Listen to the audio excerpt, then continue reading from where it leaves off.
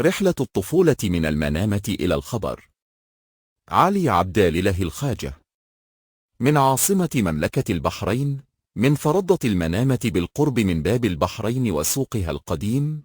بدأت رحلتي في بداية الستينيات. الفرضة هي عبارة عن لسان في وسط البحر، ترسو على جانبيه القوارب بكل أحجامها وأنواعها.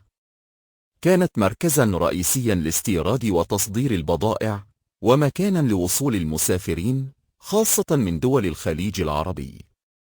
عندما كنت في السادسة من عمري، قررت عائلتي الذهاب إلى مدينة الخبر في المملكة العربية السعودية. كانت تلك اللحظة مليئة بالمشاعر المتناقضة بين الخوف والسرور. وأذكر جيدا كيف ركبنا أنا وإخوتي وأخواتي الأكبر مني على سطح القارب. كانت الرحلة تستغرق حوالي 3 إلى 4 ساعات، ولكن كل لحظة فيها كانت بمثابة مغامرة جديدة.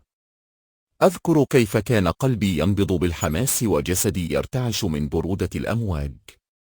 كل صعود إلى السطح كان يعد بمغامرة جديدة، وكل هبوط كان يعكس السعادة في قلوبنا. ومع تباعدنا عن جزيرتنا، كنت أراقب الأفق المتسع حيث تلتقي السماء بالبحر. في تلك الأثناء، ألقى النوخذة السنارة في البحر لصيد سمكة الكنعد المعروفة في الخليج العربي. وكان منظر البحر يزداد جمالا مع اقترابنا من جزيرة صغيرة تعتبر موطنا للطيور البحرية. كانت أصوات الطيور تتسلل إلى قلوبنا، ترسم أجواء من السعادة. بعد ذلك، بدأ الساحل السعودي يظهر لنا، وأصبحنا قريبين من مدينة الخبر. نزلنا في فرضة الخبر التي أنشئت عام 1935، والتي كانت مجرد رصيف صغير للجمارك.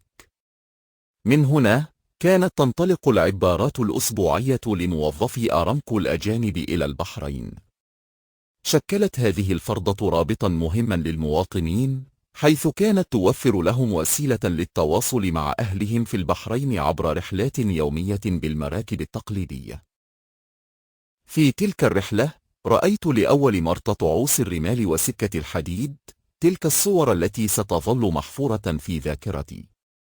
رحلة الطفولة تلك لم تكن مجرد انتقال بين مكانين، بل كانت بداية لجمال الذكريات التي أحتفظ بها.